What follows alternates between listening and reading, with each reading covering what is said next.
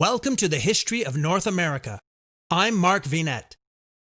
This episode, we interrupt our series narrative to delve into the different historical words, terms, abbreviations, and phrases you will hear during this series regarding the United States, Canada, and Mexico. Join me as we explore the many choices and divergent implications of these, sometimes controversial, words of history. Are the original peoples of North America called Indians, Aboriginals, Native Americans, Amerindians, Indigenous Americans, First Nations? What are meant by the terms prehistoric, big history, deep time, and deep history? Is it BC and AD or CE and BCE? What about BP, BYA, MYA, and TYA? Some people think that dates and chronology are the most boring aspects of history. Well, I am excited about chronology. Chronology is everything in history. An understanding of chronology leads to all sorts of discoveries and abilities to see the connections. History is detective work, and establishing a timeline of events is essential to putting the puzzle back together.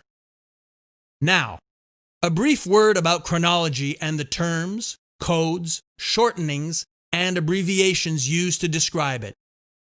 Perhaps the best known standard abbreviations to identify different time periods are the perennial BC, meaning before Christ, which refers to the time in years before the traditional birth of Jesus Christ. AD, meaning Anno Domini, which is Latin for in the year of the Lord, refers to the time in years after the traditional birth of Jesus Christ. These days, some use the more modern CE, meaning Common Era, and BCE, meaning Before Common Era.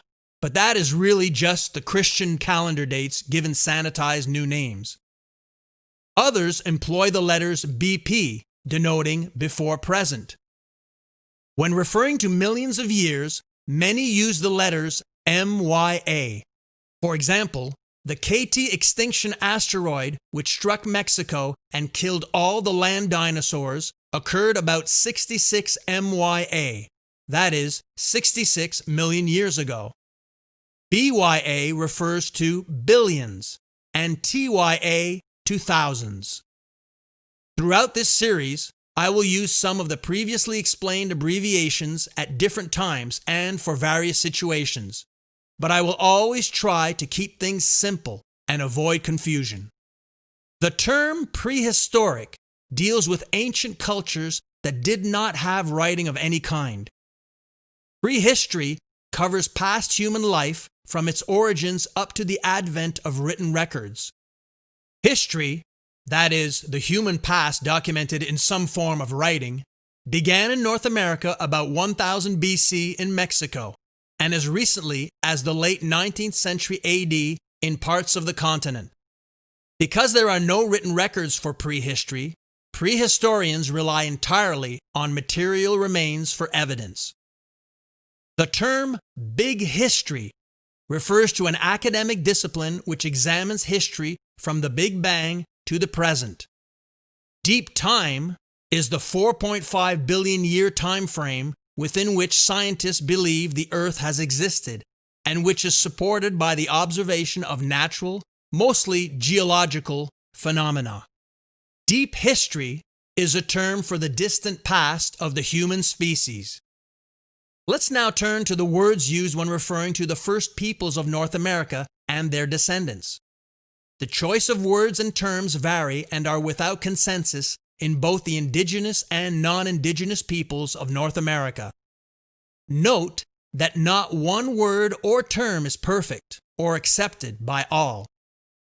When discussing broad groups of peoples, naming may be based on shared language, region, culture, or historical relationship.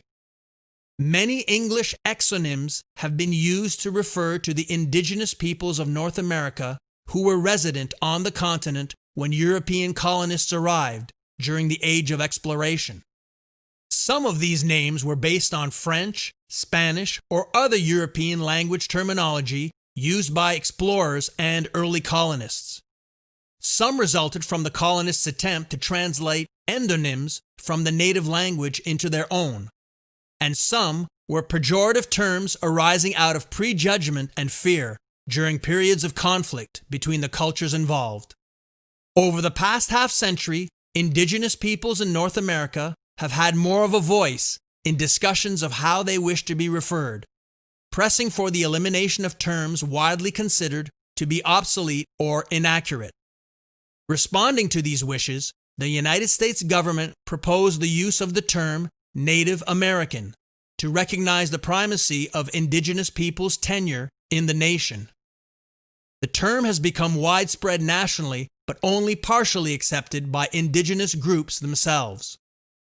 Other naming conventions have been proposed and used, but none are accepted by all indigenous groups.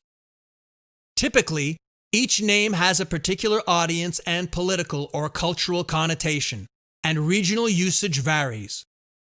The term Amerindian is a portmanteau of American Indian, though it can also be parsed as a blend of the words American and indigenous.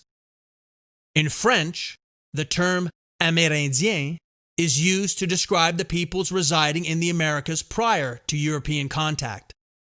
In Canada, while the legal designation remains, the term Indian is generally considered offensive when used by non-natives.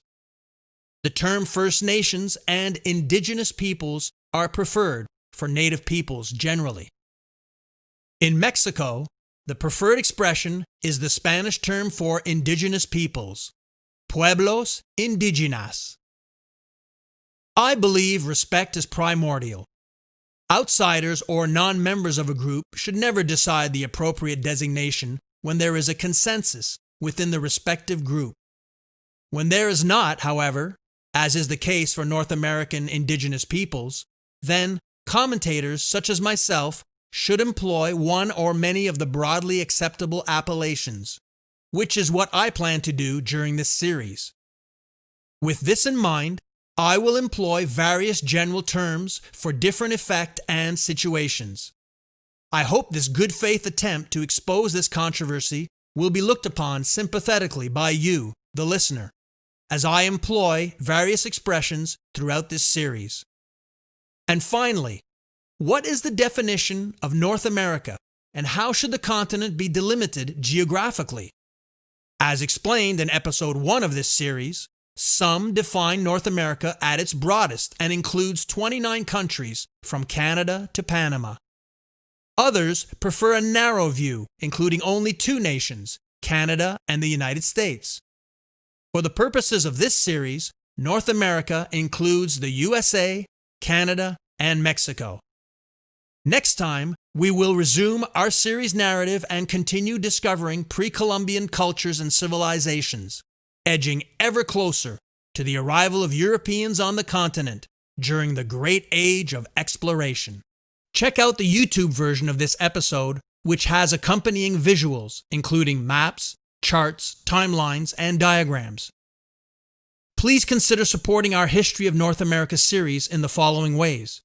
Firstly, join our Patreon. We offer lots of membership benefits, including works of art and books. Speaking of books, I have authored many historical fiction and non-fiction volumes, including exciting international, historical history and suspense thrillers. One such novel, The Frozen Raptor, involves the KT dinosaur extinction event, alluded to in this episode. All my books are available in print and digital format on Amazon. If you shop on Amazon for books or anything else, make sure to use our link so Amazon knows who sent you, thereby giving us extra credit, with no supplemental cost to you. All links appear in this episode's description and on our website at markvinet.com. Finally, if you like this episode, join me again next time and spread the word to family and friends. And by the way, all positive ratings and comments are appreciated. I'm Mark Vinette, and I hope you enjoyed the listen.